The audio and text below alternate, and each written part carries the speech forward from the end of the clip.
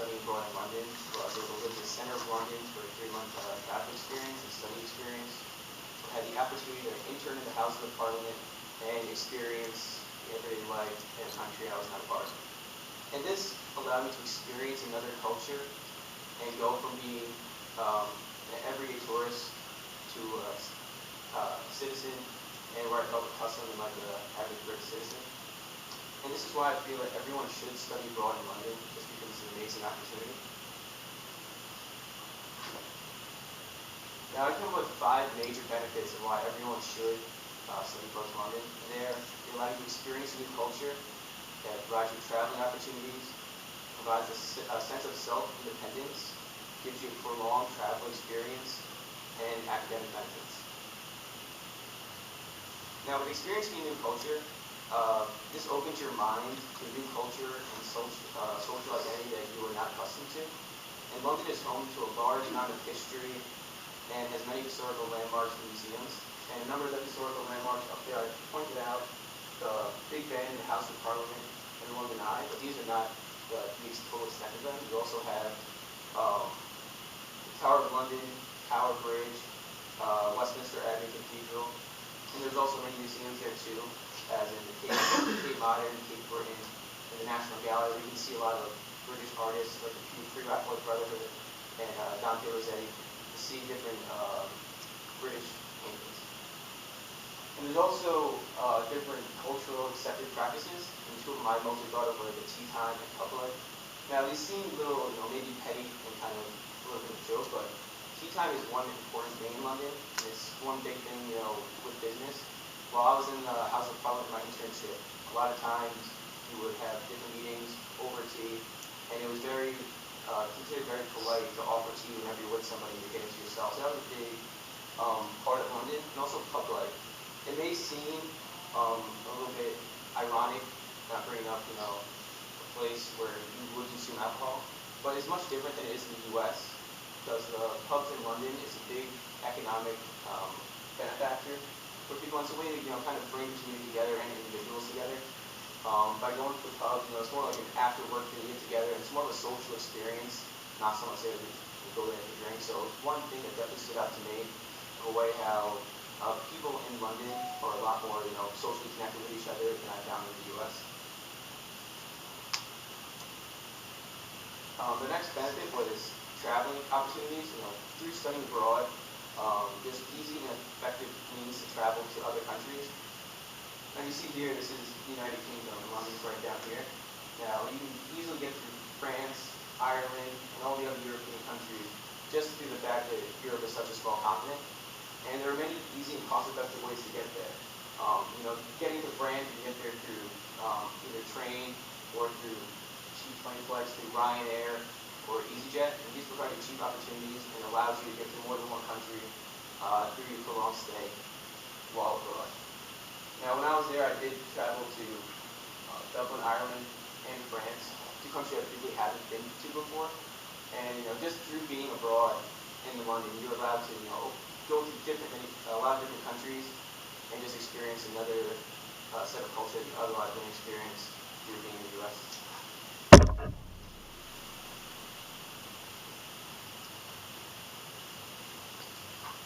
Yeah, the next benefit is a sense of self-independence. And this is one of the major things, because when you get there, you start in an unfamiliar environment and an unfamiliar city. And by the time you leave, you feel like one at home and more in a familiar area. And it gives you a chance to be truly independent. Now, I was not an individual that lived up or grew in the city. I was more so normal community, small town. And when I first got to London, I was very intimidated through the city. It was kind of scary, and I didn't really know how to navigate through city life. But after a couple weeks of being there, I felt more at home and more at ease, and was better able to navigate throughout the city. And now, when I was there, I had, by the time I was done, I had no problem operating the tube system, and that's like the subway in New York City or any other city. And you were to put me in anywhere throughout the city, just drop me blindfolded, I had no problem getting back to where I lived, just because it was such an easy city to navigate. And living on your own and supporting yourself, in other words, you become truly self-independent through being in London. You don't have your parents there or college dorm to cook for you every day. So you're doing your own cooking, shopping, booking travel plans and budgeting and much more. You know, if you wanted to go to travel from one country to another, you're doing this on your own, and you're looking at the prices, seeing which one best fits you, which one's best cost-effective means, and which one has best fits your schedule. So it's a great opportunity, and it kind of helps you turn more from a student or a kid into more of an adult process and gives you a chance to truly be on your own. The next benefit is it gives you a prolonged travel experience. Now, you think of an average vacation, it usually lasts from 1 to 2 weeks. And through being abroad, at least for mine, I was there for 3 months. Now, there are different programs you could choose. You could do the full semester, a full year. But 3 months gives you plenty of time to get to know the city and actually become accustomed with city life and the culture of London. You feel less like a tourist through being there for a long period of time and more like a member of society. As you see here, this is me when I was first there. The first week I took a picture in every single phone booth I could possibly find. But throughout being there, I felt a little bit less like a tourist and more like a productive member of society. And I was able to spot a tourist a mile away after being there for I think a 3 or 4 week period. You know, I was able to see everyone taking a phone booth picture. Going up the escalators in London, you stand on the right side to go up, and you go on the left side of the escalator just to walk up straight. So if you see someone standing on the left side, you know they're a tourist. And it gives you a chance to become one with the entire culture.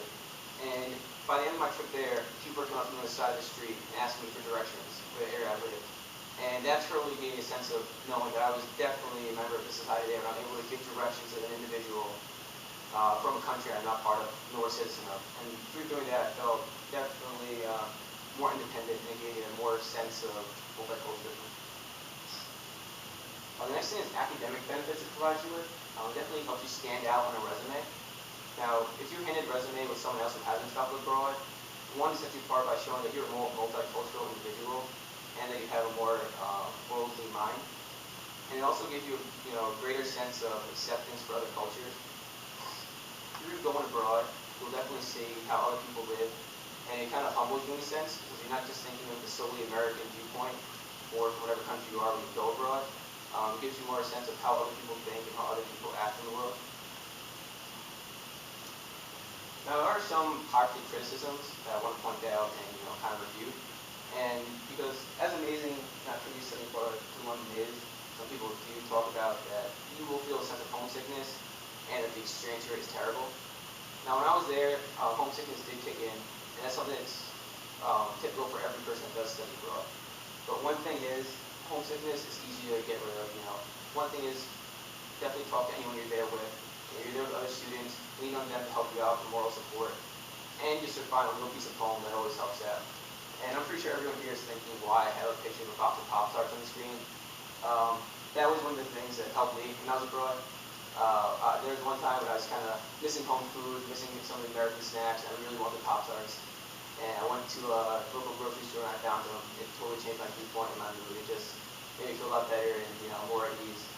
Also, just budgeting your time as well. If you go in there, do as much as you can, keep busy as much as possible, because that will help you get through and feel less homesick. Because the more time you have sitting around, the more homesick you will feel, and the more chance you have to think about home.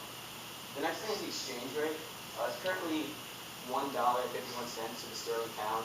Now, I know that's kind of terrible, but when I was there, it was $1.70, so, probably the perfect time to go now is a little bit cheaper to save a couple dollars. But it's nothing too discerning. If you go with the mindset of budgeting, not going crazy with your money, and you save beforehand, you should have no problem living there for the entire course of the semester and having tons of money. Now, there are three things you need to do in 3 steps to begin the study abroad process of heading over to London. And the first one is to visit the study abroad page. The second one is to meet with your academic advisor. The third one is to meet with Brother Brian, the head of the study abroad department. Now, the study abroad page, this helps you out just kind of beginning the process of going abroad, especially to London. Figure out which program best for you and the length of time you want to go abroad. And currently, there are a couple of different programs you can do. I did the internship program, but you can also go there because it's a study tour and a study opportunity. And there's a different length of times. I went for the semester-long program, but I also know people that are currently still in London from Siena College that went for a full year. You can also do a shorter term if you want to, so it all kind of works out best for you. If you really might be homesick for a full year, That's going to go for one semester then. And usually a semester is plenty of time to get accustomed to the culture and not enough time to get home. The next thing is to meet your advisor. This is important because it allows you the opportunity to discuss the classes you want to take to make sure that you can graduate on time. And the last thing you want to do is come back from being abroad and find out that you're falling behind on classes or you won't graduate on time. This is definitely an important step to make sure you meet your class requirements by the time you graduate. And the last thing is to meet with Brother Brian. He'll be able to answer any and all questions you may have about the Sect experience, answer any concerns you may bring up. And once this is done, he'll kind of direct you on how to begin the application process. And this is a key point because once he does this, this falls all on you guys to decide what you want to do and if you actually truly want to do this. And in conclusion, I just want to say that this is a once-in-a-lifetime opportunity. This is something that I definitely will remember for the rest of my life and definitely shaped me on how I continue to live my life. And I hope that through this, I hope that everyone here will be able to go spend a time abroad, whether it be in London, whether it not be in London. Just go. It's a great opportunity. It's definitely something you will remember for the rest of your life. Any questions? Yes. Where did you live? I live in the Earlsport area. It was about a 10-minute tube ride from House of Parliament in Westminster. Yes. What made you choose London? Well, originally I was between Spain and London, and Spain I wouldn't be living in a major city. I definitely wanted to live in a city, not in some area out in the middle of nowhere. And I found out about the internship opportunity that would be given to me in London, and there's also added factor that I spoke English over there, even though there are some words that are different. They have an accent. More or less, you're able to understand no problem. Yes. Was it hard to come back to Spain? It was. Yeah, I don't like to tell my mom this, but I kind of wish I was still there. Every phone call I had or Skype time I had, it was one of those things. Oh, I'm going to see you, and I was like, well, I'm having a great time here, having the time of my life. If I could, I'd love to stay here a little bit longer, but everything must come to an end. But I would definitely love to go back if I could sometime. Yes. Have you talked to people who've gone to different countries and have they had a similar positive experience to you? Yes, I actually met up with some people while I was abroad.